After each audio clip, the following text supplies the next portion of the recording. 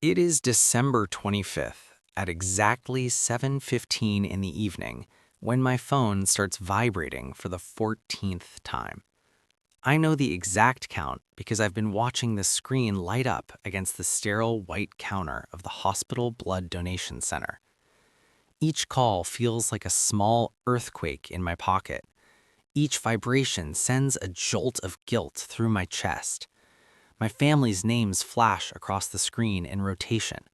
Mom, Dad, my sister Rachel, my brother Tom, then Mom again. I don't answer.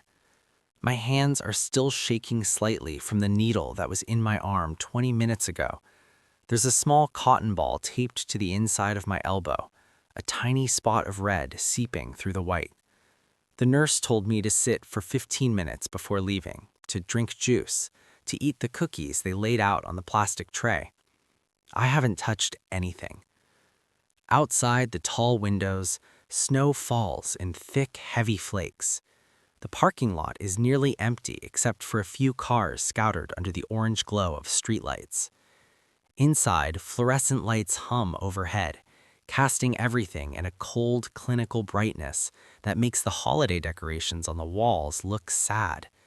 Paper snowflakes, a small plastic tree in the corner, red and green garland taped along the reception desk. My name is Musk Reynolds. I am 33 years old, and tonight I am officially the worst son, brother, and family member in the history of Christmas. At least, that's what the 17 unread text messages on my phone are telling me. Christmas has always been sacred in my family. Not in a religious way, though we go to church on Christmas Eve.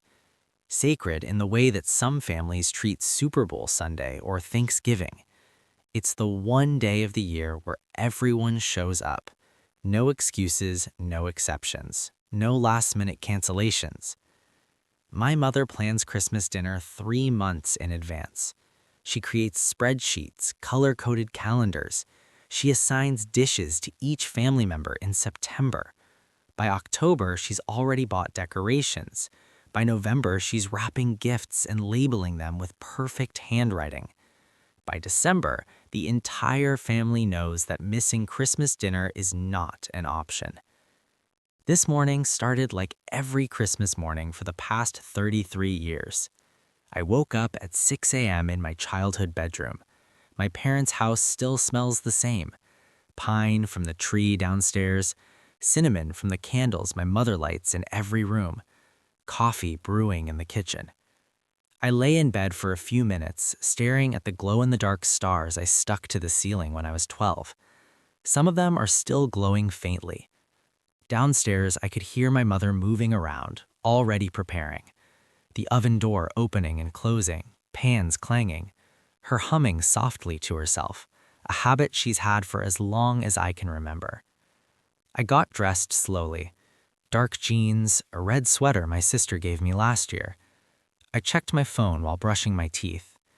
Emails, work notifications, a few Merry Christmas texts from friends, and then one message that stopped me cold. It was from my friend David, a doctor at County General Hospital. Musk, I know it's Christmas, but we have an emergency. Pregnant woman, 32 weeks, severe complications, rare blood type, AB negative. She needs a transfusion immediately. You're on our donor registry. Can you come in? I stared at the screen. AB negative. I knew that blood type. It was mine. I typed back quickly. How bad is it? His response came within seconds. Life or death. Hers and the baby's. We've called everyone on the list. You're the closest match available today. My chest tightened. I thought about my mother downstairs, the turkey already in the oven, the table set for 12 people, the gifts wrapped and waiting under the tree. I thought about my father's face if I didn't show up, my sister's disappointment, my brother's jokes about me being unreliable. I thought about a woman I'd never met, lying in a hospital bed, fighting for her life and her baby's life. I texted David back. I'm coming. Then I walked downstairs, my heart pounding harder than it should for such a simple decision. My mother was in the kitchen wearing her green apron with little reindeer printed on it. She turned when she heard me, smiling wide, flour dusting her hands. "Merry Christmas, sweetheart," she said. "You're up early. Coffee?" "Mom, I have to go out for a bit," I said carefully. Her face faltered, just slightly, just enough for me to notice.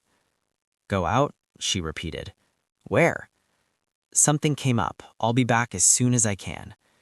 "Musk, it's Christmas morning," she said, her voice dropping into that tone I knew too well, the one that meant she was trying her hardest to stay calm. "I know, I'll be back before then." "What could possibly be more important than Christmas dinner?" she asked. I hesitated. I didn't want to explain over the phone. I didn't want to make it a big thing. I just needed to go. "I'll explain later, I promise." Her face hardened. "Musk, if you leave right now, you better have a very good reason." "I do," I whispered. I grabbed my coat and left before she could say anything else. The drive to the hospital took 23 minutes. Snow was falling heavier now, slowing traffic. My phone buzzed repeatedly in the cup holder. I didn't look at it. I kept both hands on the wheel, my knuckles white, my jaw clenched. When I arrived at County General, the parking lot was nearly deserted. A few cars near the emergency entrance, a lonely ambulance parked near the side doors. I pulled into a spot close to the main entrance and turned off the engine. For a moment, I just sat there. My phone buzzed again. I glanced down. "Mom, where are you?" "Rachel, seriously, today?" "Tom, dude, you're going to destroy Christmas." I turned the phone face down and got out of the car. Inside, the hospital was quiet. A few staff members walked past, their scrubs decorated with small Christmas pins. The reception desk had a tiny tree with lights that blinked too fast. A volunteer sat behind the desk, wearing a Santa hat, looking half asleep. "I'm here for a blood donation," I said. "Emergency transfusion." She nodded, barely looking up. "Third floor, follow the red line." I followed the red line painted on the floor. My footsteps echoed in the empty hallway. Somewhere down the corridor, I heard a baby crying, a machine beeping steadily, a nurse's voice, calm and reassuring. On the third floor, David met me at the door. "Musk," he said, relief flooding his face. "Thank God." "How is she?" I asked. "Critical," he said quietly. "But if we can get her stabilized, she has a chance. The baby, too." He led me into the donation room. A nurse was already preparing the equipment. Sterilized needles, IV bags, monitors beeping softly in the background. "This won't take long," David said. "Maybe 45 minutes total." I sat down in the chair and rolled up my sleeve. The needle went in smoothly. A sharp pinch, then a dull ache. I watched my blood flow through the clear tube into the bag. Dark red, steady. Life leaving my body to save someone else's. David stood nearby, checking his phone, giving quiet updates to someone on the other end. "She's stable," he said after a few minutes. "The transfusion is working." I closed my eyes and exhaled slowly. The 45 minutes felt longer than any Christmas dinner I'd ever sat through. I watched the clock on the wall. Each minute that passed meant I was getting later. Each minute meant my family was getting angrier. Each minute meant Christmas dinner was happening without me. But each minute also meant a woman was getting stronger. Each minute meant a baby was getting a chance to be born. Each minute meant a family somewhere was getting their Christmas miracle. When the bag was finally full, the nurse removed the needle carefully, pressed cotton against my arm, and taped it down. "You did great," she said.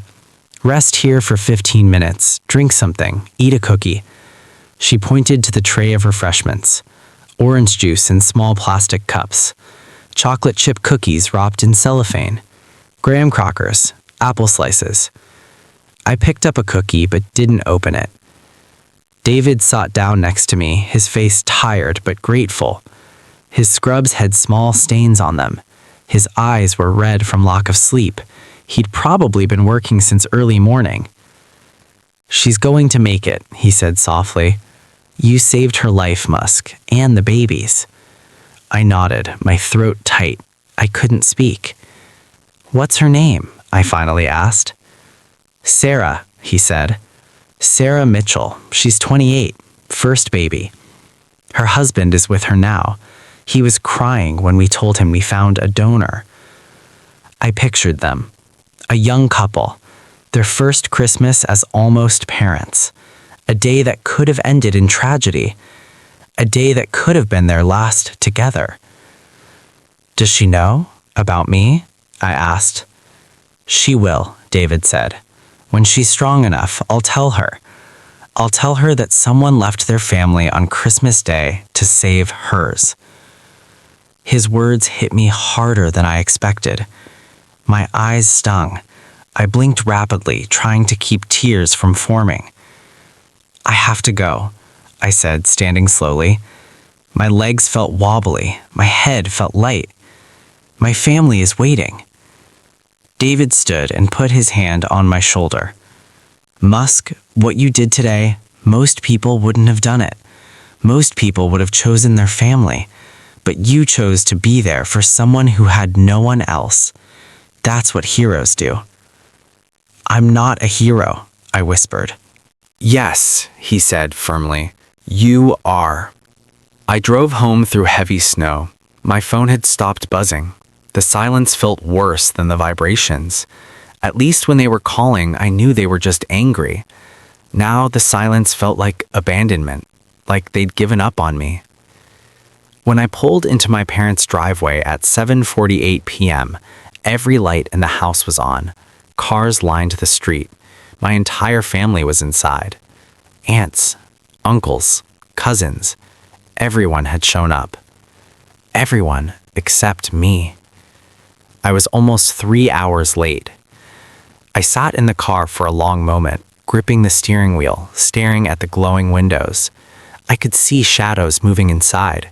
People standing, sitting, probably talking about me, probably wondering what kind of person abandons their family on Christmas. Finally, I opened the door and stepped into the cold. Inside, the house smelled like roasted turkey, mashed potatoes, and disappointment. I could hear voices in the dining room, low, tense, my mother's voice rising slightly, then dropping again. I walked in slowly, my coat still on, snow melting in my hair. Everyone turned to look at me. The room went silent. My mother stood at the head of the table, her face pale, her jaw set. Her eyes were red, she'd been crying. My father sat with his arms crossed, his expression unreadable. Rachel glared at me from across the room, her arms folded tightly. Tom shook his head slowly, disappointment written all over his face. The dining table was still set. Plates of food sat untouched, going cold. The turkey in the center, perfectly browned. Mashed potatoes in a ceramic bowl. Green beans, cranberry sauce. Rolls stocked neatly in a basket. Everything looked perfect. Everything except me. "You missed dinner," my mother said, her voice shaking with anger and hurt. "You missed Christmas." "I know," I said quietly. "I'm sorry." "Sorry?" Rachel snapped, standing abruptly. "That's it? You disappear on Christmas morning, ignore every single call, every text, and now you show up 3 hours late with just sorry?"